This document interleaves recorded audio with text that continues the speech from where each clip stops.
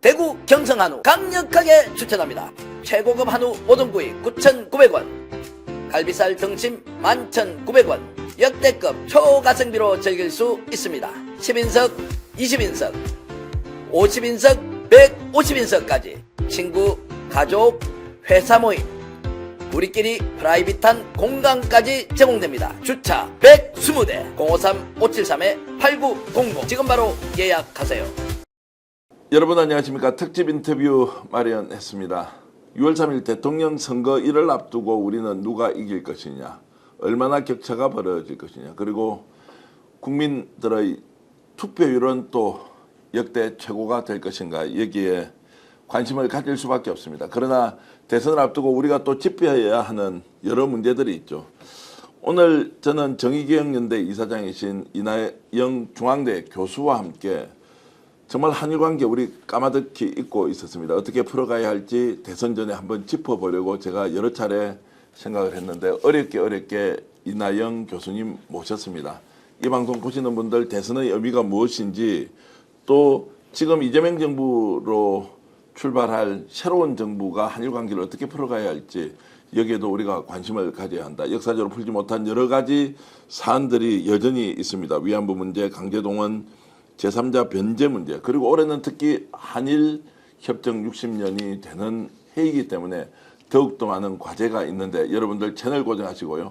정말로 깊이 있는 내용을 매우 재미있게 제가 최선을 다해서 이나영 이사장의 말씀 여러분들께 전해드리겠습니다. 어서 오십시오. 네, 반갑습니다. 아유, 참 큰일을 하고 계신데 대중들은 지금 선거에 당연한 이야기이기도 하지만 국민들은 뜨거운 투표 열기로서 정말로 내란 세력 심판해야 되겠다라는 네. 국민 행동이 정말로 아주 불이 붙었습니다. 이렇게 말씀을 좀 드리고요. 대통령 선거 이렇게 이제 직접 맞이하시고 그래서 또 엄청나게 많이 활동도 해주셨는데 어떤 의미를 부여하고 있습니까? 네, 지난 6개월은 가장 긴 겨울이었고 가장 긴 세월이었던 것 같아요. 어쨌든 우리 성숙한 민주주의 대한민국 시민들이 이 말도 안 되는 내란을 일으킨 윤석열 정권을 무너뜨리고 조기 대선을 성취해냈다. 이런 점에서 너무 감개가 무량합니다.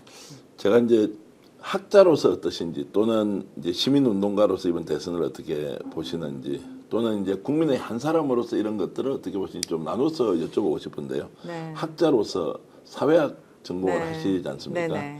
학자로서 지금 이번에 대통령 선거 맞이하고 있는 대한민국 이 상황을 어떻게 지금 평가하십니까? 사실은 제가 이제 세 가지 정체성을 다 가지고 있기 때문에 분리하기 되게 어렵긴 하지만요. 학문적으로 볼 때 이제 전 세계의 극우 세력의 발전과 진화가 굉장히 심각합니다. 그러니까 미국 같은 경우도 사실은 우리가 민주주의 수호 국가라고 하지만 어떻게 보면 지금 굉장히 극우적인 상황으로 나가고 있잖아요. 이런 상황에서 이제 한국도 사실은 윤석열 정부가 아주 노골적으로 이제 극우적인 성향을 보였고, 그리고 그 주변의 인사들도 굉장히 그런 과거 퇴행적인 그런 모습을 보였는데, 이번에 만약에 한국 시민들이 그걸 막지 못했다면 한국의 민주주의는 정말 짧게는 60년 전, 길게 보면 100년 이상 후퇴할 수도 있는 그런 절체절명의 위기였다라고 생각합니다. 그런 점에서 아주 극적인 반전을 이뤄낸 한국 국민들이 너무 존경스럽고요. 역시 이제 시민단체 활동가로서 말씀을 드리면, 저희가 윤석열 내란이 일어나자마자 윤석열 즉각퇴진, 사회 대개혁, 비상행동이라는 전국의 1,750여 개의 단체들을 모아서 어떤 연합체를 만들고 광장을 열고, 그리고 탄핵될 때까지 거의 이제 밤을 새고 풍천 노숙을 하면서 밤을 샜죠. 이런 점에서 볼 때 그동안에 이런 민주주의 수호와 발전에 기여했던 한국의 시민들이 적극적으로 정치에 개입해서 정치에 어떻게 보면 이제 정의의 복원, 민주주의 복원을 위해 애썼다는 점에서도 굉장히 감개가 무량합니다. 시민으로서는 보면 사실 이제 지난 몇 년간의 총선과 대선을 겪었는데요. 우리나라의 이 민주주의 진영이 이제 진보 진영이, 소위 진보 진영 한 진영이 사실은 주류가 된 적이 아주 최근입니다. 어떻게 보면 2016년 총선에 처음으로 민주당이 한 표 차이로 당시에 한나라당이었나 뭐 어떤 우파 정권을 정당보다 한 표 정도 얻었고 그리고 바로 이어진 대선에서 문재인 정부가 탄생했잖아요. 그러니까 그러니까 내각과 의회를 동시에 장악한 적이 아주 네. 최근인데 그러면서 이번 대선에서 이재명 후보가 어떻게 보면 중도 우파 또 중도 좌파 이런 중간 진영을 확보하면서 이 양측을 포용하려고 하는 노력 이런 것을 보면서 저는 오히려 이제는 진보가 주류가 되는 사회가 되겠구나. 그런 의미에서 시민의 한 사람으로서 굉장히 지금 감개무량하고 또 흥미롭게 이 상황을 보고 있습니다. 제가 보기에는 이제 2017년도 우리 그 박근혜 탄핵과 또 문재인 정부의 출범 이제 이런 네. 과정에는 아무래도 이제 시민들이 정치가 주도하고 시민들이 따라가는 일종의 네. 동원 체제의 좀 구성원이었다는 느낌. 또 시민운동가가 먼저 끌어가면 시민들이 동참해주면서 박수 쳐고 맞아요. 결국 지도적 위치, 뭐 지도적 위치라는 표현이 좀 그렇긴 하지만 네. 어쨌든 좀 주도적으로 끌고 가는 쪽은 시민단체였다는 생각인데 이번 윤석열 탄핵 과정을 보면서 확실하게 그 위치가 바뀌었다. 네, 네. 오히려 시민이 뭐 주권자라고 하는 이런 좋은 단어를 쓰지 않더라도 국민 한 사람 한 사람이 이제 주인이 돼서 나가고 이것을 어떻게 정치가 그리고 시민운동이 뒷받침을 해줘야 하는 것이냐 이게 이제 굉장히 큰 변화라는 생각이 맞습니다. 드는데 네. 어쨌든 사회학자로서 어떠신가요? 이런 이제 한국 사회 주권자들의 엄청난 변화 이런 것들을 어떻게 평가하십니까? 극적으로 변했다기보다는 예. 저는 그동안에 우리 사회에서 민주주의 체험을 통해서 계속해서 축적된 인식과 역량이 이번에 이제 폭발적으로 드러났다라고 봐요. 특히 지금 2030 세대 같은 경우는 어떻게 보면 민주주의가 성숙한 상태에서 태어났고 성장했고 또 이 개인의 합리성 그리고 자기 정체성 주관 그리고 이제 민주주의에 대한 확고한 믿음 이런 것들을 이미 체현한 세대거든요. 그런 세대가 봤을 때 이 윤석열 내란행은 정말 말도 안 되는 것이거든요. 그러니까 우리 세대만 해도 어떻게 보면 저도 어릴 때긴 하지만 광주 사태도 겪었고 뭐 87 항쟁도 겪었고 이제 이런 것을 하면서 이게 언제든지 국가가 독재 국가로 갈 수도 있고 그리고 그런 일이 벌어졌을 때는 이제 두려움, 불안 이런 것들이 앞서는데 이런 젊은 세대 같은 경우는 두려움, 불안도 있지만 분노 그리고 이게 말도 안 된다 이제 이렇게 되니까 이거는 내가 직접적으로 살아가는 삶에 대한 위협이라고 느끼고 그것을 바꾸기 위해서는 내가 나서야 되겠다라고 하는 게 확고히 있는 것 같아요. 그것은 어떤 조직이나 단체를 통해서 발현되는 것이 아니라 개개인이 자발적으로 광장에 나왔고 그런 의사를 표명하고 또 광장에 나와 보니까 자기하고 비슷한 사람들이 있잖아요. 그들과 아주 유연하게 연대하고 또 의견을 모으고 수기하는 것을 아주 자연스럽게 받아들인 것 같아요. 그러니까 결국은 저는 이제 이렇게 생각해요. 그러니까 2030 새로운 세대의 등장도 있지만 그것은 결국은 과거에 우리 5060 또 그 이전 선배들이 그동안에 굉장히 열심히 희생적으로 이 민주주의를 위해서 헌신했던 그런 것들이 저는 쌓여서 이제 다음 세대가 나타났다, 탄생했다 이렇게 볼 수 있을 것 같습니다. 제 사전투표 때도 좀 놀라운 게요. 뭐 조심조심 뭐 두 손으로 이렇게 찍고 또 뭐 호호 불어가면서 혹시 이게 번질까 맞아요. 싶어서 걱정하고 또 접으면 또 안 될까 싶어서 똘똘 말아서 넣기도 하고. 자 이런 거는 이제 과거에 우리가 투표하는 과정에서도 직접 뭐 그 본 적이 있는데 특이하게도 이번에는 파란색 모자, 네. 파란색 넥타이, 네. 파란색 재킷, 파란색 신발, 파란색 양말, 블루 칼라로요. 네. 그 일종의 그 뭐라 그럽니까 이제 패션 코드 같은 거를 가는 사람이 자신의 의사 표시를 누군가 시키질 않았어요. 그런데 다 파란색 비슷하게 네. 나가서 하는 그런 일종의 집단 행동 그리고 집단 좀 그 의식 같은 게 어떻게 생겼을까? 정말 좀 놀랐거든요. 네. 저는 이번 선거의 특수성과 관계가 있다고 생각해요. 그러니까 네. 결국은 이번 선거는 특정 당과 특정 당의 대결 혹은 개인 이재명이나 뭐 개인 김문수의 대결 이런 것이 아니고 결국은 내란 세력, 극우 내란 세력 청산이라는 거대한 대한민국 과제 그리고 그래서 극우 내란 세력 대 민주주의 수호 세력의 대결이다라고 보고 있는 것 같아요. 그러니까 우리는 민주주의 수호 세력이니까 결국 압도적으로 이들을 실패하게 만들어야 된다.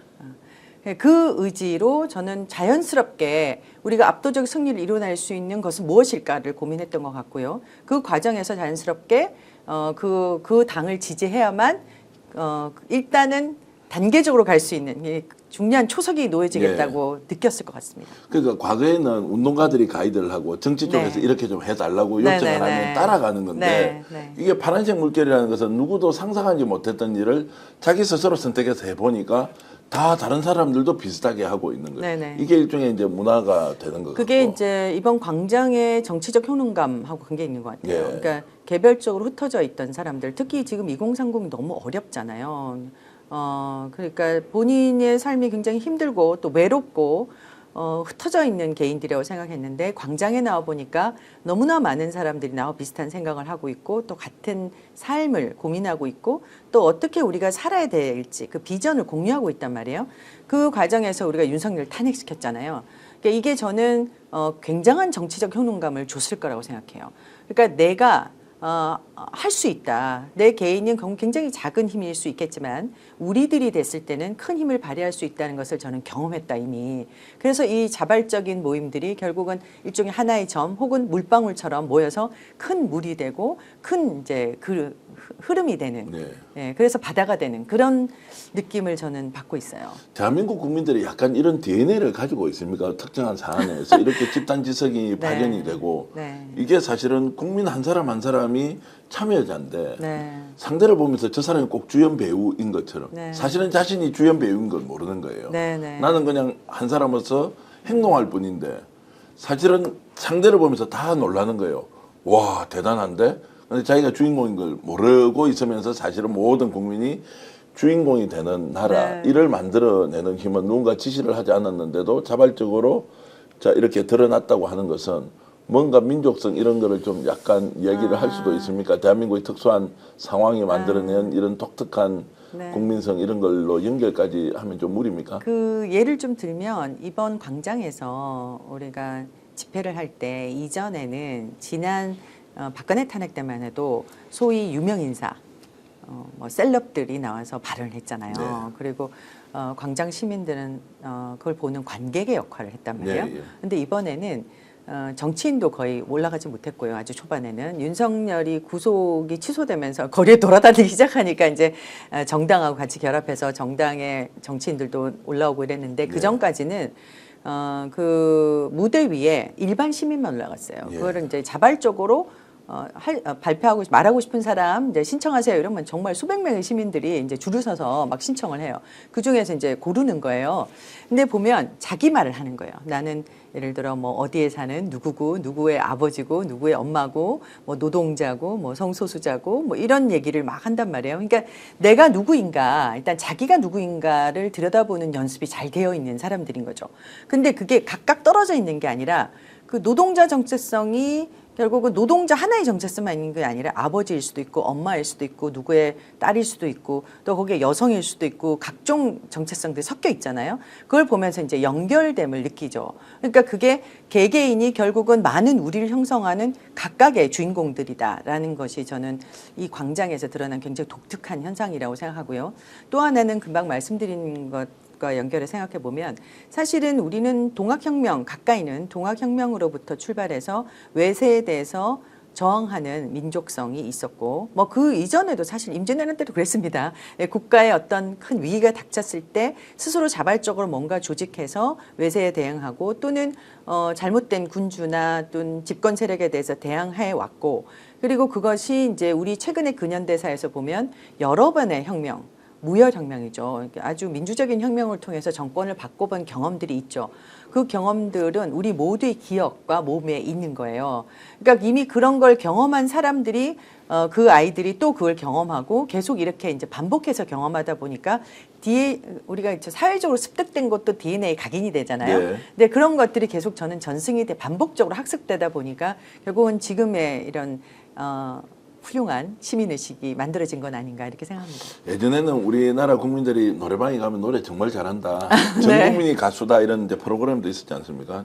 요즘은 이렇게 정치평론하다가 시민들하고 직접 대화하거나 이렇게 연락을 받아보거나 댓글 올리시는 분들이 정말 대단해요. 대단하죠. 네. 완전히 정치 고관여청 이렇게 말씀드리는 것을 뛰어넘는 맞습니다. 네. 전 국민이 정치평론가다. 우리가 생각하지 못하는 예. 그런 굉장히 인사이트풀한 얘기를 하시잖아요. 네. 자, 그래서 노무현 대통령이 과거에 깨어있는 시민들의 조직된 힘이 필요하다고 맞습니다. 당일을 외쳤는데 네. 이제는 그 깨어있는 시민들이 정말로 정치의 역사의 그리고 대한민국의 주인공으로 이렇게 바뀌는 모습은 와, 정말로 대한민국의 민주주의가 대단하다 이런 생각 저도 여러 번 하면서 스스로 좀 겸손하게 해야 되겠다 이런 생각 많이 미래가 하거든요. 밝죠. 예, 네. 굉장히 이제 좋은 거죠. 네. 오히려 이런 것들이 이제 해외로도 이렇게 많이 나가면 정말로 대한민국 민주주의가 인류 사회에 기여할 부분도 굉장히 많을 것 같다는 생각도 듭니다. 사실은 제가 어제 그제 그 유네스코 국제회의가 있어서 갔다 왔는데 동남아시아의 국가들이 왔었어요. 사실 보면 대부분의 국가가 독재 체제예요, 여전히. 그리고 우리 주변을 봐도 일본도 사실 자민당 일당 독재고, 뭐 북한 그렇죠, 중국 그렇죠, 러시아 그렇죠, 미국도 망가지고 있죠. 그러니까 사실 세계에서 우리를 보는 그 기대가 굉장한 것 같아요. 뭐 여담으로 우리 미국 시민들이 우리 헌재 재판관을 수입해야 된다 이런 얘기도 있지만 실제로 우리 이 광장의 집회를 보고 K 민주주의 수입해야 된다 네, 예. 이런 얘기를 공공연하게 하세요. 저는 앞으로 대한민국이 전 세계에서 굉장히 강력한 민주주의 리더십을 발휘하는 국가가 될 것이라고 믿어 의심치 않습니다. 참 정말 대한민국 국민들이 대단한데 여러분들이 대단하신 겁니다. 이 방송 봐주시는 분 이나영 우리 교수님이 정말로 정의기획연대 이사장 하시면서 여러분들 앞서서 많은 일을 하셨지만 지금은 여러분들이 주인공이 됐다는 거 확인하게 느낍니다. 이제 이 대목에서 정의기획연대가 지금까지 수요 집회를 몇 회 정도 했습니다. 1,700차를 넘겼습니다. 그래요. 네. 그 할 때마다 시민들이 나와서 다 자기 주장을 하지 않습니까? 그것이 갖는 정말로 학습 효과, 확산 효과도 매우 컸다는 생각이 굉장히 들기도 크죠. 하고요. 해외에서도 늘 오시면 예. 그 시간에 꼭 저희가 집회를 하니까 예. 또 몇 년 만에 오셔도 또 집회를 참가하시고 하면서 한국 시민들의 이 성숙한 시민의식을 배우고 가는 네. 상황이니까요. 자, 오늘 저희들이 이제 한일 관계를 어떻게 풀어야 할까? 특히나 이제 중도 확장 노선을 갖고 있는 이재명 정부가 이제 곧 들어서지 않습니까? 그럼 실용을 강조하는데 원칙도 있어야 한다. 과거는 원칙, 미래는 실용이다. 이제 이런 모토를 걸고 하지만 현실에서 이 문제를 이제 풀려면 굉장히 어려울 것 같은데 이제 일본 문제, 한일 관계 어떻게 이제 풀어야 할 것인지를 오늘 교수님하고 이제 직접 좀 말씀을 나누어야 하는데 제가 질문을 이제 토막토막 내서 좀 드려보겠습니다. 지금 우리가 이제 다루어야 할 문제가 위안부 문제 어떻게 할 거냐. 지금 생존해 계신 분이 6분 계시고 최근에 또 이옥선 할머니가 이제 세상을 떠났지 않습니까? 자, 이거 지금 이제 해결도 못한 상태에서 그대로 그냥 이렇게 공중에 붕 떠 있습니다. 이 문제 그러면 이재명 정부 들었으면 어떻게 방향을 잡고 가야 됩니까? 네. 일단은 이번에 이제 공약집을 제가 들여다봤는데요. 아주 훌륭하게 이제 틀을 잡으셨어요. 그러니까 위안부 문제를 무슨 대일 관계 이런 게 넣어놓은 게 아니고 놀랍게도 그 내란 극복과 민주주의 회복이라는 3대 비전과 15대 정책 과제 중에 이제 제일 중요한 회복 과제의 첫 번째 과제 안에 들어가 있었어요. 그 안에 굉장히 중요한 부분이 일본군 위안부 피해자의 존엄과 명예회복이라는 것이 있습니다. 여기서 피해자에 대한 인권 침해와 명예훼손 금지 그리고 처벌 근거 마련 이런 것이 첫 번째로 올라가 있어요. 이건 굉장히 의미가 있다. 그러니까 위안부 문제나 강제동원 문제 등을 다룰 때 소위 대일 과거사 문제를 다룰 때 우리가 늘 일본 정부를 상대로 이 문제를 해결하려고 했어요. 그럼 결국 이제 외교적 과제가 되게 돼 있습니다. 그러면 파트너가 있기 때문에 일본 정부가 움직이지 않으면 굉장히 어려운 문제죠. 근데 사실은 과거사 문제는 우리의 문제이기도 합니다. 우리 스스로가 풀어나가야 될 게 뭘까? 이거부터 저는 고민하는 게 굉장히 중요하다고 생각하고요. 한국 안에 우리가 내란 청산 과제라고 할 때 사실 극우 내란 청산입니다. 이 극우들의 속성을 보면 결국은 서구와 달리 결국 식민지 극우들이잖아요. 이분들이 냉전 분단 체제를 활용해서 대한민국의 파워 엘리트로 성장했고 그들이 윤석열 정권을 만들어낸 주역들입니다. 그렇다면 이제 이 내란 청산 과제에서 이게 굉장히 중요하다는 걸 깨달으신 거죠. 그래서 수요시를 방해하고 계속 피해자를 모욕하고 역사를 부정하는 세력이 결국 그 세력들이거든요.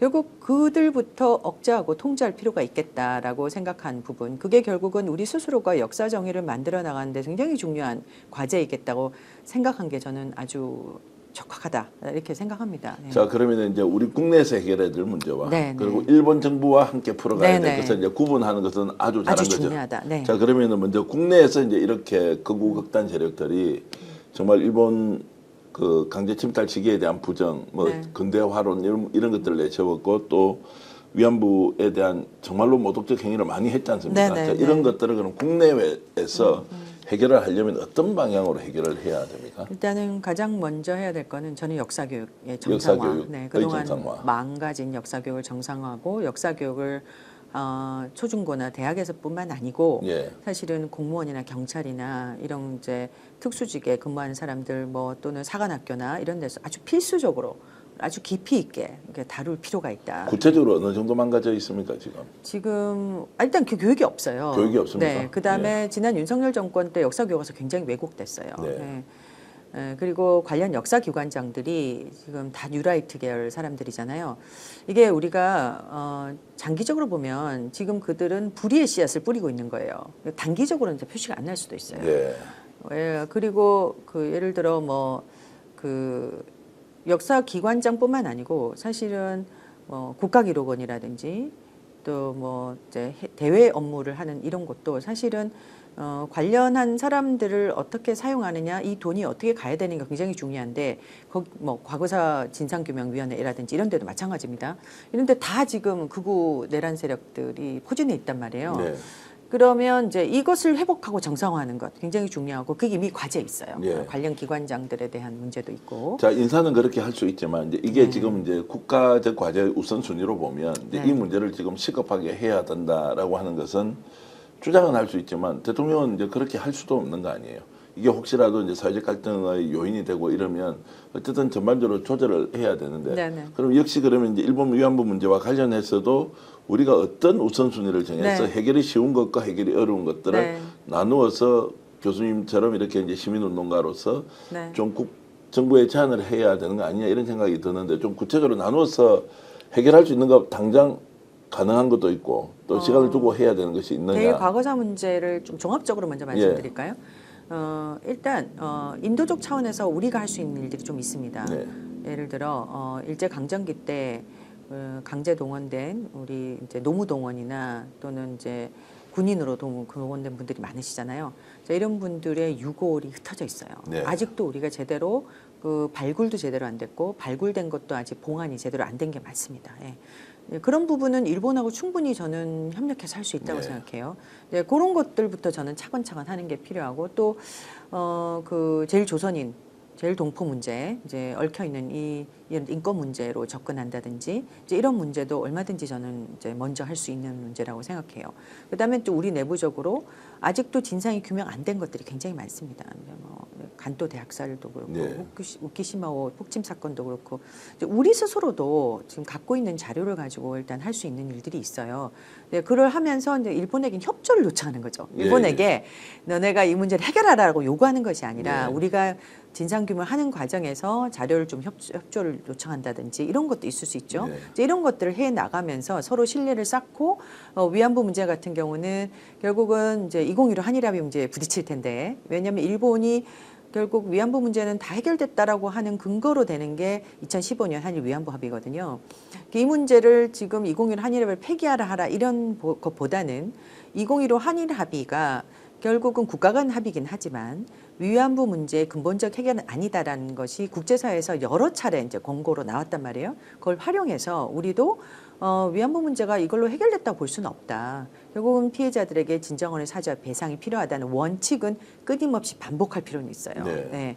그러면서 동시에 이제 피해자의 명예 회복을 위해서 우리 스스로가 할 수 있는 걸 찾는 것. 이것이 저는 중요하다. 그다음에 강제동원 같은 경우도 제3자 변제라는 그 엄청난 똥을 쌌잖아요. 네. 그것도 이제 국가 간의 합의라고 볼 수 있기 때문에 이것을 일거에 이 다음 정부가 그걸 엎을 수는 없을 거라고 생각해요. 네. 굉장한 외교적 부담이 있을 거예요.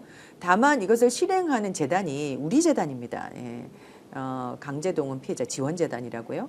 그 지원재단이 그러면은 이 제3자 변제를 실행하는 과정에서 어떤 문제가 있었는지 2015 할인합의 지나고 나서 문재인 정권이 2017년에 이제 이 과정에 대한 TF팀을 만들어서 보고서를 낸 적이 있습니다. 네. 그것처럼 우리 스스로가 그러면은 어떤 문제가 있었는지 파악할 필요가 있잖아요. 이제 그런 것들을 한다든지 이제 이렇게 해서 우리가 하나하나 차근차근 내부적으로 문제를 해결하고 또 원칙을 재확인하면서 다른 것을 통해서 일본과의 신뢰를 쌓고 그러면서 일본에게 사실 이것을 위안부 문제 같은 경우는 급박한 게 피해자가 지금 6분밖에 안 남았기 때문에 만약에 일본이 여기에 대해서 공식적인 사죄나 배상이 없이 이렇게 흘러간다면 결국 일본이 전 세계에서 인권 후진국으로 남을 것이다라는 것을 강조하면서 설득할 필요가 있는 것이죠.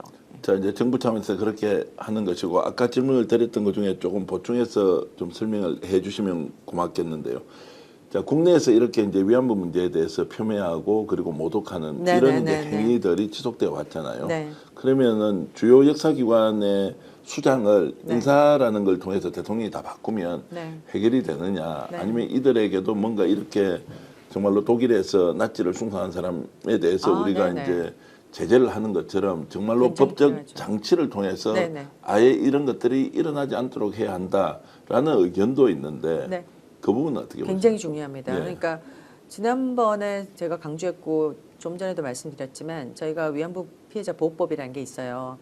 근데 거기에는 그냥 이제 피해자 지원과 그리고 기림 사업을 하는 것밖에 없습니다. 근데 지금 수요시를 방해하고 거기에 나와서 피해자를 모욕하고 심지어 어제는 무슨 일이 있었냐면 그 우리 포항에 또 피해자 한 분이 계신데 거기 할머니 집을 찾아가서 근처에서 이 사람들이 집회를 하고 또 공공연하게 할머니의 그 개인 신상 정보와 주소를 막 플랜카드로 만들어서 붙이고 이렇게 모욕하고 공격하는 행위를 했단 말이에요. 이거는 반드시 막아야 되죠. 그러니까 위안부라는 역사 사실을 부정하고 또 그들의 명예를 훼손하고 또 심지어 소녀 상태를 하잖아요. 이제 이런 것들을 금지하는 법안은 굉장히 필요합니다. 이미 이제 법안이 3개가 발의돼 있고요.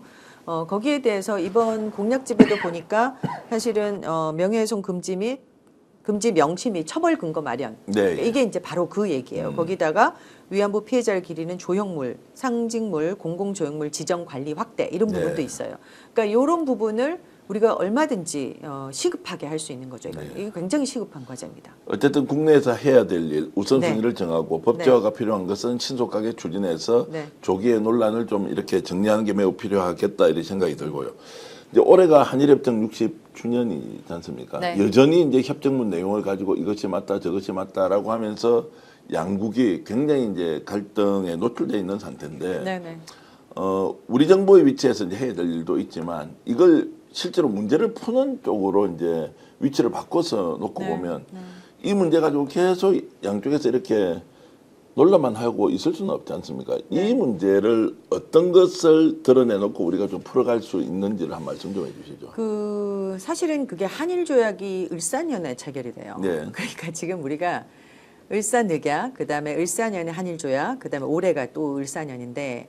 그래서 사실 지난 윤석열 정권이 또 다른 망국적인 을사늑약 같은 것을 획책했어요, 실제로. 자, 그러면 1905년, 1965년, 2025년 이렇게 해서 이제 체결을 했다. 하려고 했어요. 그런데 이제 중단이 된 거죠, 다행히. 그래서 이제 이번에 어떻게 보면 극우 내란 세력 청산이란 과제가 사실 이거하고 연결이 되어 있습니다. 그렇다고 보면 사실 광복 80주년이기도 하고요. 우리가 한일 조약을 어떻게든 이번에는 조금 이 갈등적인 부분을 좀 조율할 필요는 있는데 갈등적인 부분이 크게 보면 이제 한 3가지가 있는데요. 한일 조약 2조가 있고 3조가 있어요. 2조는 뭐냐면 이제 1910년 8월 22일 및 그 이전에 대한제국과 대일본 제국 간 체결된 모든 조약 및 협정이 이미 무효임을 확인한다. 근데 조약은 그때 영어로 써져 있기 때문에 영어로는 already null and void라는 표현이 있어요. 자, 이 조약을 가지고 일본 정부는 뭐라고 해석하냐면 이전에 그러니까 10년에 이제 우리 한일 병합 조약, 그다음에 1905년에 있었던 을사늑약 이제 이것이 이제 무효가 됐다. 이전에는 합법이었지만 자, 이렇게 해석하고요. 우리 한국 정부는 그 이전에 이미 무효였다. 그러니까 불법이었다는 강조하는 거죠. 예, 그러니까 예. 한반도 식민 지배가 불법이다. 이제 이 입장을 우리는 가지고 있고 일본은 합법 지배였지만 나중에 무효가 됐다라고 하는 거예요. 자, 이것이 왜 중요하냐면 이것 때문에 일본 정부는 계속해서 옛 한반도 출신 노동자라는 표현을 계속 써요. 예. 그러니까 우리는 합법적으로 그들을 동원했을 뿐이다. 그러니까 네. 불법적으로 어떤 것도 행사하지 않았다라고 하는 것이고 우리는 이미 그 자체가 불법적인 것이라고 계속 하는 것이고 거기에 근거해서 대법원 판결도 2018년에 나왔던 거란 말이에요. 그런데 윤석열 정부가 그 2018년 대법원 판결을 일본 기시다 정부와 그 한일 정상회담을 하면서 공식적인 자리에서 우리 정부의 기존의 입장과 다른 입장이 2018년 대법원 판결에서 나왔다. 이런 식으로 한일 조약의 해석을 일본 정부 편을 들어주는 발언을 해요. 그러니까 이 부분은 여전히 지금 굉장히 중요한 거죠. 그런데 이제 이걸 해결하려면 그 다음 조약이 있는데 그 다음 조약은 뭐냐면 일본이 한반도에서 이 남한 한국 정부만 합법적 정부를 인정한다는 게 있어요. 사실은 요것 때문에 제일 조선인들의 이제 무국적자들이 많잖아요. 이제 이분들은 마치 북한에서 온 사람처럼 취급하고 거의 유령 인간처럼 취급한단 말이에요. 그리고 북한과 일본이 우리와 같은 또 조약을 맺을 평화협정을 맺을 필요가 있잖아요. 네. 네, 그런데 이제 요 문제가 해결이 안 되는 거예요. 그래서 어떻게 보면 이제 외교하시는 분들도 2조는 한국의 입장을 좀 들어주고 네. 3조 같은 경우는 오히려 우리가 일본을 좀 협조를 해서 북한하고 일본이 조약을 맺을 수 있도록 네. 오히려 도와주는 방향으로 하자. 그래서 일본과의 조약을 되면서 오히려 이 한반도 지형에 안정적인 평화 체제가 형성될 수 있도록 하는 게 더 맞다. 계속해서 이제 사실 우리도 굉장히 이상한데 한반도 전체 국민이 대한민국 국민이라고 하면서 사실은 또 북한 사람들은 이적 단체로 구분해서 또 탄압하잖아요. 이제 북한과 뭔가 교류가 있다 그러면 또 국가보안법으로. 그러니까 이제 이게 우리도 약간 이제 어긋나 있는 상태예요. 그러니까 이런 것들을 같이 좀 보면서 조율할 필요가 있다라는 것이고요. 또 청구권 협정이 있어요. 이제 거기에 딸려 있는 협정인데 이 경제 협정과 관련된 조약인데 청구권 협정에서는 이제 그 샌프란시스코 협정에 기반해서 그 국가 간에 이 협정을 맺으면 이전에 있었던 손해에 대해서 이제 우리가 한마디로 말해서 없는 것으로 한다. 그러니까 일본 정부가 거기에 대해서 한국 정부에게 원조를 했으니까 과거에 있었던 사람들에 대한 어떤 불법적인 그때 말하지 않았습니다만 그런 것들은 다 일단 청구권이 없어지는 것으로 한다라고 일본은 해석하고 있어요. 그렇지만 국제 조약이나 또 이제 뭐 그 당시에도 그렇고 국가 간의 합의가 있었다고 해서 개인이 손해를 입은 것에 대해서 다른 국가에 청구할 수 있는 이제 청구권이에요. 없어진 것이 아니다라고 계속해서 확인을 했거든요. 그런데 일본은 계속해서 지금 강변을 하고 있는 거예요. 한일 청구권 협정으로 청구권과 관련된 청구와 관련된 모든 그런 권리는 없어졌다라고 지금 계속 주장을 하거든요. 결국 이 문제도 우리가 그동안의 국제 협약이나 뭐 국제 관련 기구에서 나온 권고안 또는 여러 가지 법적 판결을 통해서 개인 청구권 살아있다 여전히 이걸 확인해 주는 게 필요해요. 왜냐하면 이게 결국은 일본군 위안부 피해자들이 일본 정부를 상대로 손해배상 청구 소송했던 것들이 있잖아요. 그것이 여전히 개인 청구권이 살아있다는 확인하는 것이기 때문에 결국 이 문제도 일본하고 외교적으로 해결할 필요가 있는 것이죠. 이재명 정부가 압도적 지지로 대통령으로 이제 당선되면 일본은 이 문제 지금 이제 핵심적으로 한 3가지 정도 말씀하셨는데 전향적으로 검토하거나 한번 적극적으로 논의해보자라고 하면 테이블에 나올 수 있을까요? 어떻습니까? 지금 정권은 좀 가능하다라고 많은 외교 전문가들이 말씀하고 지금 있어요. 정권 일본의 현재 예. 정부 이시바 정부죠. 예. 물론 그분도 우리 입장에서 보면 우파이지만 완전 극우는 아니시기 예, 때문에 그리고 적어도 식민 지배에 대해서는 상당히 전향적인 감정을 갖고 있다고 예. 합니다. 그런 상태이고 또 일본 왕실에서도 그런 입장을 어느 정도는 견지해 왔다라고 저는 듣고 있습니다. 예.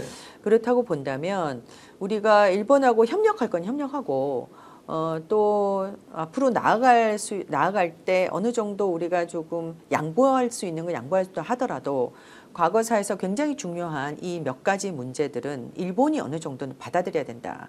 이렇게 좀 설득할 수 있는 여지가 있지 않을까라는 생각을 해봅니다.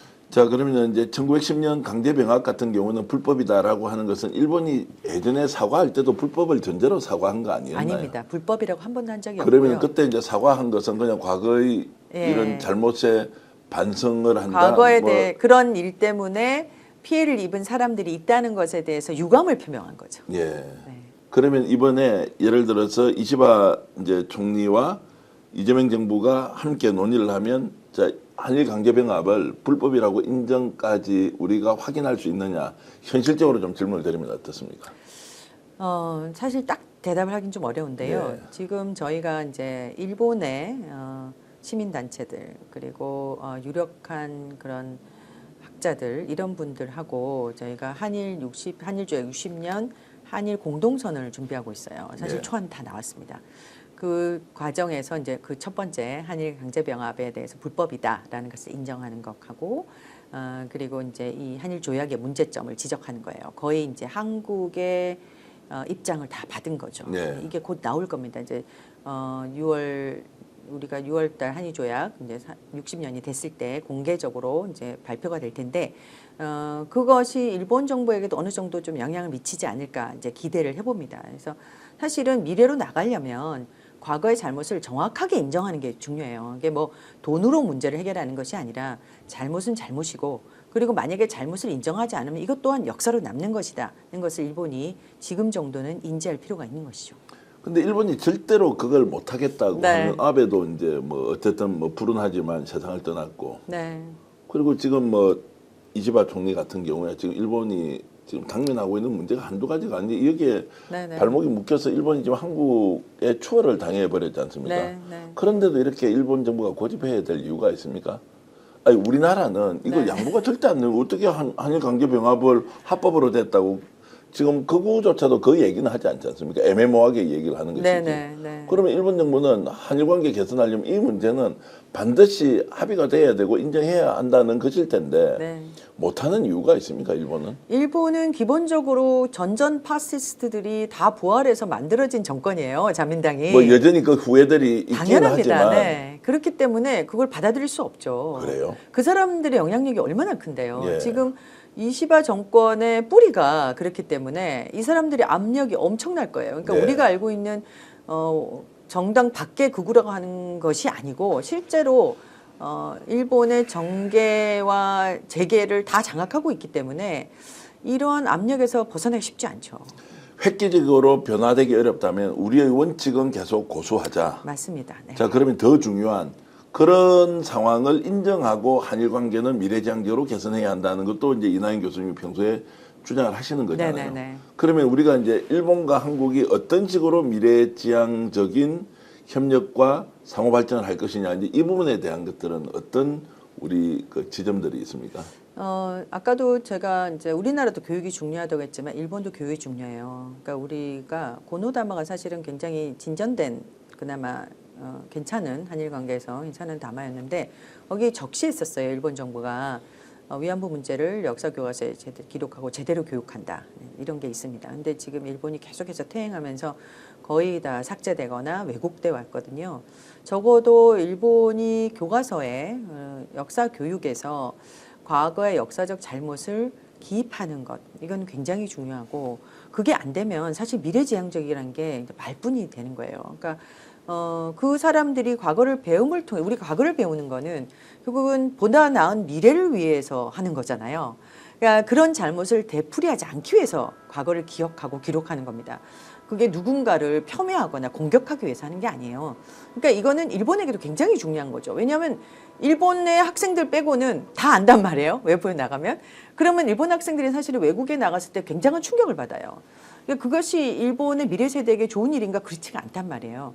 그런 점에서도 일본에게는 적어도 제대로 된 역사 교과서 기술과 교육이 필요하다는 정도는 저는 반드시 요구해야 된다고 생각하고 일본도 그건 반드시 받아들여야 된다고 생각합니다. 그 말씀은 결국 일본 군국주의 세력의 후예 잔재가 네. 결국 일본의 발전을 가로막는 가장 큰 걸림돌이 되고 있다. 맞습니다. 네. 그런 상황인데도 그리고 동북아 평화를 막는 예. 네, 큰 원인이죠. 그게 오히려 지금 국가 발전의 속도도 늦추고 그렇죠. 국제사회에 제대로 유연하게 대응도 못하면서 맞습니다. 오히려 한국의 추월을 당하는 상황까지 왔는데도 네. 자신들의 뿌리가 결국 강제병합이라는 것부터 시작됐던 그 세력들인데 그것을 네. 지키기 위해서 미래 세대를 희생하고 있는 그런 형국이다. 그렇죠. 네, 맞습니다. 일본의 시민단체들은 직접 만나서 대화를 많이 해보시지 않습니까? 네. 이런 문제 인식에 100% 동의하죠. 동의를 하고 있습니다. 거의 다 동의하죠. 그러면 그 나라에서 좀 해결을 해야 될 거 아닙니까? 그런데 우리가 이렇게 하자고 할 게 아니고. 아시겠지만 우리는 이 시민의 역량으로 계속 민주주의를 발전시켜 왔잖아요. 예. 그러니까 우리는 뭐 굉장히 큰 이 정치적 효능감을 가진 네. 집단이잖아요. 근데 일본은 한 번도 시민의 힘으로 정권을 교체하거나 정치를 변혁시켜 본 적이 없는 거예요. 그러니까 사실은 사람들은 개개인으로 굉장히 순하고 좋은 분들인데 집단적으로 힘을 발휘해 본 경험이 별로 없어서 굉장히 상대적으로 우리 시민사회보다 축소되어 있는 건 사실이에요. 제가 이제 오늘 교수님 말씀을 들어보면서 이런 생각이 듭니다. 한미 관계는 트럼프가 있으니까 정말로 좀 실용적으로 네. 계산 잘하고 거래 잘하면 뭔가 좀 풀릴 것 같기도 한데 네. 한일 관계는 굉장히 어려울 수도 있겠다. 이거 정말로 정권 출범하더라도 이 문제 푼다고 너무 시간이나 에너지를 많이 뺏기면 오히려 더 좀 어려울 수도 곤혹스러운 있죠. 상황이 될 수도 있다라고 저는 판단이 드는데 외교부 공무원들은 지금 예를 들어 이재명 정부가 이제 출범하면 뭐 제가 듣기로는 지금 아무래도 이제 관료 중심으로 국가를 우선적으로는 좀 안정적으로 운영해야 되겠다는 게 의견이 많은 것 같습니다. 네. 지금 한일 관계 풀어 나가려면 우리 외교 관련된 공직자들은 괜찮습니까? 안 괜찮죠. 그런데 제 경험으로 보면 우리나라 외교 관료들이 굉장히 유능해요. 굉장히 똑똑하고. 네. 그래서 저는 이 사람들이 약간의 역사의식만 있다면 문제를 풀어나가는데 도움이 되지 않을까 생각하는데 뭐 정권이 바뀌면 또 관료들은 뭐 갈대처럼 눕기 때문에 이 정권의 리더들이 잘 이끌어 준다면 어느 정도는 문제가 해결되지 않을까 하는 기대도 해봅니다. 아니 제가 말씀 중에 약간 이제 웃음이 나왔던 게 그 외교 관료들은 굉장히 유능하다 그러는데 지금 유능한 사람들이라고 지금까지 인정받던 자들이 지금 내란을 일으켜서 나라를 정말로 절단을 내놨는데 그 공부 잘하고 머리 좋은 사람이 정말 더 좋은 나라를 만드냐 여기에 대해서는 근본적으로 회의를 갖고 있는 국민들이 많기 당연합니다. 때문에 네. 그래서 이제 외교부 공무원들도 이제 한일 관계를 어떤 식으로 풀어가야 하기 때문에 첫 번째는 외교부 장관이 중요할 테고, 네. 그다음에 주일 대사가 중요할 테고, 차관들이 중요합니다. 그래서 차관도 이제 중요하고, 이제 국장들도 이러면 중요합니다. 이런 사람들이 제대로 좀 방향을 가지고 원칙과 철학 그리고 네. 소신을 가지되 유연하게 한일 관계를 미래장기로 바꿀 수 있는 좀 똘똘한 사람들이 많이 가시면 좋겠는데. 아마 지금 이 이재명 대선 캠프에서 가장 큰 고민이 아마 인선이 아닐까. 예, 예. 네, 이렇게 생각합니다. 네. 제가 듣기로는 사람이 없다. 누굴 써야 네, 되느냐라고 그렇겠죠. 엄청 고민을 많이 하고 있다는 얘기는 이제 간접적으로 전해 들었는데 막상 쓰려고 하니까 제대로 된 사람은 없고 그리고 새로운 대통령은 매우 유능하고 실용적이고 맞습니다. 그리고 네. 국익 우선주의자인데 원칙을 지키는 지금까지 보지 못했던 리더십 유형을 우리가 이제 경험하게 될 텐데 사람이 없다고 하니까 혹시 도와달라면 열심히 좀 도와주실 필요는 있을 것 같다는 생각이 네, 열심히 좀 사람을 찾아보겠습니다. 열심히 찾지 말고 실제로 이제 이 정부에서 필요하다면 네. 이나영 교수님 같은 분이 적극적으로 좀 헌신과 그리고 희생을 하셔야 되는 거 아니냐라는 생각이 들고요. 이제 이재명 정부가 들었으면 한일 관계도 어찌됐든 이렇게 굉장히 구조적으로 복잡하고 어려운 상황에 놓여 있지만 어떤 식으로든 좀 진전시켜 내겠죠. 네, 저는 이분의 성향이나 능력을 볼 때 아까 제가 말씀드린 그 내용들을 충분히 숙지하고 네. 빨리 풀 수 있는 것부터 차근차근하게 그러니까 단기적으로 할 것, 장기적으로 할 것 잘 가르마를 타서 진행할 거라고 생각해요. 그래서 결국은 굉장히 좋은 방향으로 갈 수 있지 않을까 하는 기대가 큽니다.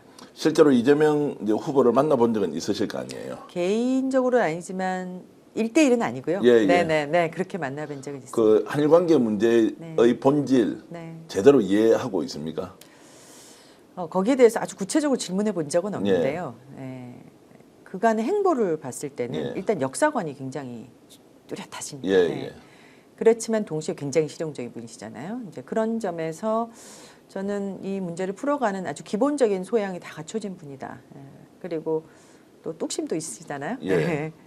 단기 과제, 중기 과제, 장기 과제를 나누어서 이제 제가 알기로는 이재명 새 정부의 이재명 대통령이 되면 이재명 대통령은 복잡한 문제를 단순화시키고 바로 해결해야 할 것과 시간을 두고 해결해야 할 것을 너무나 천재적으로 이렇게 잘 정리를 해낸다라는 이야기를 제가 여러 군데서 네. 얘기를 들었기 때문에 오히려 조언을 제대로 하면 판단하고 정리하는 맞습니다. 것은 그럴 것 같아요. 훨씬 더 이재명 이제 후보가 갖고 있는 에너지가 국가 발전에 도움이 될 것이다. 이런 얘기는 지금 많이 듣고 있습니다. 첨언을 하면 이번에 이제 총선을 통해서 새로 들어간 국회의원, 민주당 국회의원들 중에 상당수가 이 역사 문제에 관심이 있거나 또 관련돼 있고 또 사실 그럴 걸 해낼 수 있는 이런 일을 해낼 수 있는 능력이 있는 분들이 계세요. 저는 이분들에 대한 기대도 큽니다. 왜냐하면 네. 이분들이 역사적인 포럼이란 걸 국회에 만들었었어요. 이미 이전부터. 그래서 이거 초당적인 모임입니다. 그래서 계속해서 준비를 해왔어요. 예. 그 결과가 이번 공약에 상당히 반영이 됐다는 것에 저는 좀 고무적으로 생각합니다. 혹시라도 일부에서 지금 당장 먹고 사는 문제 너무 힘들다. 그리고 민주주의가 완전히 훼손된 상태에서 내란 세력 척결도 중요한데 한일 관계 이런 것 역사 문제 해결하자는 거 뭐 동의는 하나 지금 급하나 좀 더 천천히 가면 되지 않느냐라고 네네. 하면서 심리적으로는 약간 우선순위에 밀리겠다는 느낌이 드는데 이제 그런 부분에 대해서 국민들이 좀 어떻게 인식을 하는 것이 좋을지도 좀 말씀을 해주시죠. 저는 이번 공약집을 보시면 이제 첫 번째가 결국은 내란 극복과 민주주의 회복이잖아요. 네. 이 부분에 역사 문제가 들어있다는 게 굉장히 중요해요. 예. 그러니까 내란 청산이라는 것은 한국형 극우 내란 세력 청산입니다. 사실은 그들은 기본적으로 반민족주의자들이죠. 그러니까 서구의 극우들하고 완전히 다른 성향을 가지고 있어요. 그러니까 이것에 대한 인식이 있기 때문에 이걸 1번으로 넣어놓은 거죠. 네. 이제 저는 이것이 같이 간다라는 것의 의지의 표명이라고 생각합니다. 네. 네, 그걸 국민들이 이해해 주셨으면 좋겠습니다. 실형이라는 이름은 과거에 일어났던 모든 것을 듣고 가자라는 것은 절대로 아닙니다. 원칙을 지킨다는 것은 일어났던 범죄 하나하나 원인을 잡고 거기에 대한 책임을 물어야 하는 것이 원칙이고요. 그 원칙을 기반 위에서 앞으로 그런 일이 일어나지 않도록 하는데 거기에서 갑론을박이 있다면 무엇이 실용적이고 국익에 도움되는지 그 방향을 가지고 하는 것이죠. 그래서 원칙과 실용을 내세우는 이재명 정부가 한일관계 문제도 우리가 지금 걱정을 하고 있고 잘 되겠나라고 하지만 생각보다 지혜롭게 풀어나갈 것이다 라는 저는 확신을 가지고 있고요. 오늘 이나영 이사장님을 통해서 한일관계 문제 다시 생각해보면 너무나 당연한 것을 우리가 놓치고 있었다. 여러분들도 함께 기억하면서 새 정부가 출범하면 정말 어떻게 이제 이 문제를 풀어나갈지 관심을 가지고 계속 지켜봐야 한다는 말씀을 드리겠습니다. 교수님 오늘 귀한 시간 내주셔서 진심으로 감사드립니다. 초대해 주셔서 감사합니다. 감사합니다. 자, 시청자 여러분, 자 오늘 인터뷰 어땠습니까? 공부 제대로 됐습니까?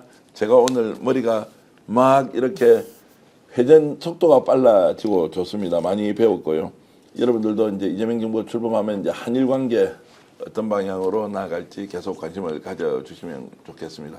여러분들이 저희들 열심히 응원해 주셔서 구독자가 142만 명 넘었는데요. 진심으로 감사의 말씀드리면서 오늘 방송 모두 마치겠습니다. 시청자 여러분 고맙습니다. 감사합니다. 오늘 방송 어떠셨습니까? 마음에 들었다면 구독, 좋아요로 스픽스를 응원해 주십시오. 여러분들의 구독, 좋아요는 가장 큰 힘이 됩니다. 스픽스 구독, 좋아요.